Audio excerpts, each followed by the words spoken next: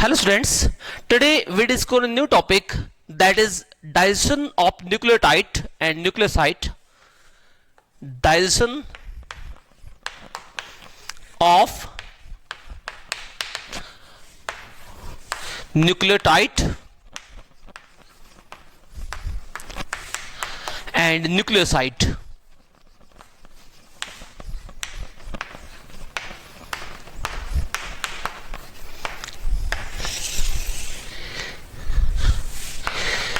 Firstly हम देखेंगे कि न्यूक्लियोटाइड जो होता है वो हमारी बॉडी में किस तरह डाइजेस्ट होता है। देखो न्यूक्लियोटाइड के लिए हमारी बॉडी में जर्नली आप देखोगे यहां पे दो एंजाइम्स इन्वॉल्व होते हैं और दो एंजाइम्स जो जर्नली होते हैं वो होते हैं यहां पे न्यूक्लियस एंजाइम्स और जिसे बोलते हैं यहां पे न्यूक्लियोटाइडेज एंड न्यूक्लियोसाइडेज। तो सबसे पहले यहां पे न्यूक्लियोटाइड आता है, ये ब्रेकडाउन स्मॉल इंटेस्टाइन में ही होता है। न्यूक्लियोटाइड के लिए एक एंजाइम वर्क करेगा जिसका नाम था न्यूक्लियोसाइडेज। न्यूक्लियोसाइडेज न्यूक्लियोसाइडेज क्या करता है? न्यूक्लियोसाइडेज न्यूक्लियोटाइड को ब्रेक डाउन कर देगा into nitrogen base, N2 base में, नाइट्रोजन बेस में तोड़ देगा। प्लस यहां पे एक शुगर निकलेगी, इसका नाम था pentose sugar and plus phosphate. तो इसके सिंपल फॉर्म में ब्रेकडाउन करता है।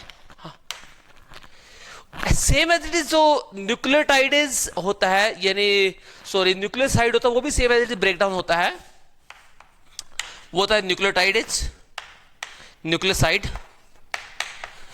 न्यूक्लियोसाइड के लिए जो न्यूक्लियस का जो एंजाइम यहां वर्क करता है उसका नाम था न्यूक्लियोसाइडेज। न्यूक्लियोसाइडेज काम करेगा। न्यूक्लियोसाइडेज की हेल्प से क्या होता है, ये टूट जाएगा N2 बेस में, नाइट्रोजन बेस में टूटेगा। सेम इससे भी क्या बनेगी, पेंटो शुगर बनेगी। लेकिन इसके अंदर फॉस्फेट नहीं होता, इसके अंदर क्या नहीं होता, फॉस्फेट नहीं होता, क्योंकि न्यूक्लियोसाइड के अंदर न्यूक्लियोटाइड और न्यूक्लियोसाइड में एक ही चीज का डिफरेंस होता है, वो होता है फॉस्फेट। क्योंकि इसमें क्या होता है, फॉस्फोरिक एसिड प्रेजेंट होता है न्यूक्लियोटाइड में, लेकिन इसमें क्या होता है, न्यूक्लियोटाइड आपको जनरली नहीं मिलेगा, जिसकी वजह से क्या होता है, इसमें एब्सेंट होता है। तो that is about the digestion of nucleotide and nucleoside. Next हम करेंगे एसिमिलेशन ऑफ फूड, यानी फूड होता है किस तरह से एसिमिलेट होता है। तो एसिमिलेशन ऑफ फूड हम पढ़ेंगे यहां पे।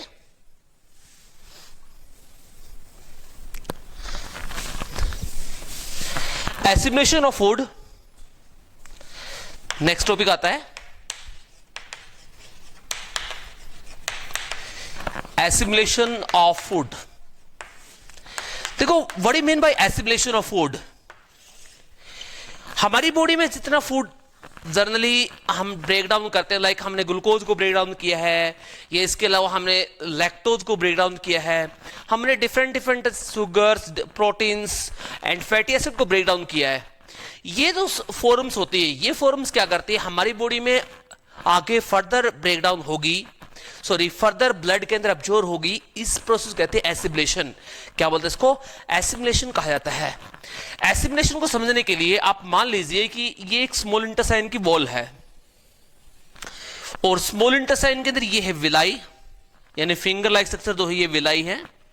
अब जस्ट इमेजिन करिए ये अनदर स्ट्रक्चर यहां पे। अब मैं सबसे पहले आपको कार्बोहाइड्रेट का एसिमिलेशन बताऊंगा कि कार्बोहाइड्रेट तो किस तरह से एसिमिलेट होती है। अब मान लीजिए कि एक ब्लड वेसल है, ये एक ब्लड वेसल है, मान लीजिए इमेजिन करिए कि ये क्या है, दिस द ब्लड वेसल्स, ये एक ब्लड कैपिलरीज है, कैपिलरीज, ये ब्लड इस इसके साथ साथ में आपको एक लिम्फ कैपिलरी मिलेगी। मान लीजिए एक लिम्फ कैपिलरी है, ये मान लीजिए अब क्या होती है, ये लिम्फ कैपिलरी होती है, लिम्फेटिक सिस्टम में कैपिलरीज होती है, ये ब्लड कैपिलरी है, लिम्फ कैपिलरी। अब यहां पे किस तरह से एसिमिलेट होगा, अगर कार्बोहाइड्रेट की सबसे मेजर फॉर्म देखें, जो हमारी बॉडी का मेन पार्ट होता है वो होता है कार्बोहाइड्रेट। कार्बोहाइड्रेट की जो फॉर्म होती है वो होती है ग्लूकोज। देखो जो ग्लूकोज होती है, ग्लूकोज का जो एसिमिलेशन होता है, एसिमिलेशन का मतलब होता है फूड कंपोनेंट इंटेस्टाइन से, स्मॉल इंटेस्टाइन से ब्लड के अंदर चला जाता है, इस प्रोसेस को बोलते हैं एसिमिलेशन। तो ग्लूकोज जब आएगी, हम ग्लूकोज को रिप्रेजेंट करते हैं जी से, जब ग्लूकोज आएगी तो ग्लूकोज जब ब्लड में एंटर करती है, ब्लड में जाएगी, तो ब्लड में जाने के लिए ये सिंपली नहीं जा सकती, इसको क्या चाहिए, इसको यहां पे एटीपी चाहिए, यहां पे क्या चाहिए, एटीपी, क्योंकि इससे एक्सपेंडिचर ऑफ एटीपी, यहां पे इसको एनर्जी दी जाती है, क्या दी जाती है, इसको एनर्जी देनी पड़ेगी तभी ये अंदर अब्जॉर्ब होगी। सेम एज इट इज, इसको साथ में, इसके साथ में हमेशा सोडियम आयन जाते हैं। देखो ऐसे ट्रांसपोर्ट को बोलते हैं हम सिंपोर्ट। सिंपोर्ट ट्रांसमिटर क्या होता है, सिंपोर्ट ट्रांसमिटर में जनरली एक मॉलिक्यूल अकेला नहीं जा सकता। एक मॉलिक्यूल को जब अंदर एंटर करना हो तो उसको दूसरे मॉलिक्यूल की जरूरत पड़ती है। ग्लूकोज अकेली नहीं जा सकती अंदर ब्लड वेसल्स में, उसके साथ में क्या चाहिए, सोडियम चाहिए। This type of transport is non symport. क्या बोलते हैं इसको, सिंपोर्ट कहते हैं। अब यहां पे इसका एटीपी यूज होगी, तो सेम अनदर फॉर्म होती है, लाइक फ्रक्टोज होती है, फ्रक्टोज। फ्रक्टोज को हम मान लेते हैं एफआर से, फ्रक्टोज जाएगी, सेम एज फ्रक्टोज का भी होता है। फ्रक्टोज जब अंदर मूव करेगी तो इसको भी क्या चाहिए, एक्सपेंडिचर ऑफ एटीपी चाहिए, एनर्जी चाहिए होती है इसको भी, यानी ये भी विदाउट एनर्जी अंदर एंटर नहीं कर सकती।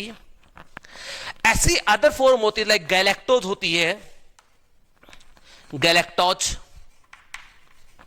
गैलेक्टोज को मान लीजिए हम GAL से रिप्रेजेंट कर देते हैं।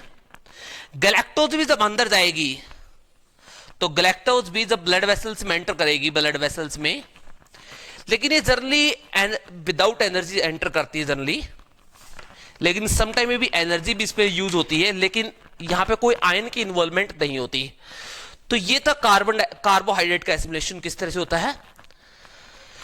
अब हम समझते हैं कि प्रोटीन का एसिमिलेशन किस तरह से होगा। देखो प्रोटीन यहां पे किस तरह से एसिमिलेट होगी, प्रोटीन का एसिमिलेशन समझेंगे हम यहां पे। देखो मान लीजिए ये प्रोटीन है, ये मान लीजिए एक प्रोटीन है, ये इस प्रोटीन से क्या होगा, ये प्रोटीन जनरली, प्रोटीन कोई भी मान लीजिए, प्रोटीन की जो फॉर्म होती है, मान लीजिए मैंने यहां पे लिखा अमाइनो एसिड्स। अमाइनो एसिड सबसे मेजर फॉर्म होती है अमाइनो एसिड्स। अमाइनो एसिड जब अंदर मूव करेंगे, अमाइनो एसिड ब्लड वेसल्स में जाएंगे और ये जनरली विदाउट एनर्जी जाते हैं। कैसे जाते हैं, विदाउट एनर्जी जाते हैं ये, इनके लिए जनरली कोई एनर्जी यूज नहीं होती है, विदाउट एनर्जेटिक जाएंगे अंदर, ब्लड वेसल्स में मूव कर जाएंगे। अगर बात करें फैट की, तो फैट की जो फॉर्म्स होती है, सबसे पहली फॉर्म होती है यानी मिसल्स ऑफ फैट, यानी इमल्सिफाई फैट इसको बोलते हैं, इमल्सिफाई फैट। जो बाइल जूस ने इसको इमल्सिफाई किया था, इसे बोलते हैं मिसल्स ऑफ फैट बोलते हैं, micelles of fat, micelles of fat. ये फैट के मिसल्स आएंगे तो ये ऐसे ही इसके अंदर यहां पे मूव करते हैं। अब इनके अंदर क्या होता है, ये डायरेक्टली नहीं जा सकते क्योंकि ये हाइड्रोफोबिक होते हैं, तो क्योंकि लिम्फ में और ब्लड वेसल्स में वाटर होता है तो ये डायरेक्टली नहीं जा सकते। तो इनके लिए क्या होता है, यहां पे ये पहले, ये मान लीजिए ये फैटी एसिड यहां पे है, इस फैटी एसिड के राउंड में एक प्रोटीन कवरिंग चढ़ाई जाएगी, एक प्रोटीन कोट दिया जाएगा। तो ये कैसा कोट होता है, ये होता है प्रोटीन कोट। जैसे ऐसे ये मान लीजिए एक बोल है, बोल के ऊपर आपने एक कपड़े, उसके ऊपर एक कपड़ा रखा, उसके ऊपर उसको सील दिया अच्छे से, उसके ऊपर कवरिंग बना दी, तो इसे इमेजिन फैट होती है, ये अंदर फैट है, इसके राउंड में क्या कर दिया हमने, प्रोटीन का कोट चढ़ा दिया ताकि ये हाइड्रोफोबिक ना रहे, राइट। अब फैट जो होती है, फैट यहां पे मूव करेगी लिम्फ कैपिलरीज में। याद रखना फैट कहां मूव करती है, फैट मूव करती है इनसाइड द लिम्फ कैपिलरीज। अब जो लिम्फ होता है, लिम्फ के साथ में जब डिजोल्व होती है, ये लिम्फ के साथ में जब फैट डिजोल्व होगी तो ये एक मिल्की अपीयरिंग देगी। कैसी अपीयरिंग देगी, मिल्की। तो मिल्की अपीयरिंग के कारण से इस लिम्फ कैपिलरी जो कहते हैं लैक्टियल, क्या बोलते हैं इसको, लैक्टियल लिम्फ कैपिलरी कहते हैं, क्योंकि मिल्क का कलर जो होता है मिल्की होता है। क्यों होता है, क्योंकि वो होता है लैक्टोज की वजह से। किसकी वजह से, लैक्टोज। इसी वजह से फैट जब डिजोल्व होगी तो कैसी अपीयरिंग आएगी, मिल्की अपीयरिंग आएगी। इसी कारण से इसको कहा है लैक्टियल लिम्फ कैपिलरी कहा गया। तो ये भी, इसका अब्जॉर्प्शन भी जनरली क्या होता है, इसका अब्जॉर्प्शन भी जनरली एनर्जेटिक होता है, with the help of ATP होता है। फिर अंदर बात करें, एक और फॉर्म होती है, वो होती है ग्लिसरॉल। ग्लिसरॉल जनरली क्या होता है, ग्लिसरॉल जनरली इसके अब्जॉर्प्शन के लिए भी आपको जनरली एनर्जी की जरूरत होगी, लेकिन ये डायरेक्टली मूव कर जाएगा। इसके लिए आप किसकी जरूरत पड़ेगी, एटीपी की जरूरत पड़ेगी आपको। राइट। तो यहां पे आपको ये याद रखना, जितने फैट का जो एसिमिलेशन होता है वो सारा लैक्टियल लिम्फ कैपिलरी में होता है, और बाकी चाहे प्रोटीन हो चाहे कार्बोहाइड्रेट, दोनों का एसिमिलेशन कहां होता है, वो एसिमिलेशन होगा ब्लड वेसल्स में, right. So that is about the assimilation of food.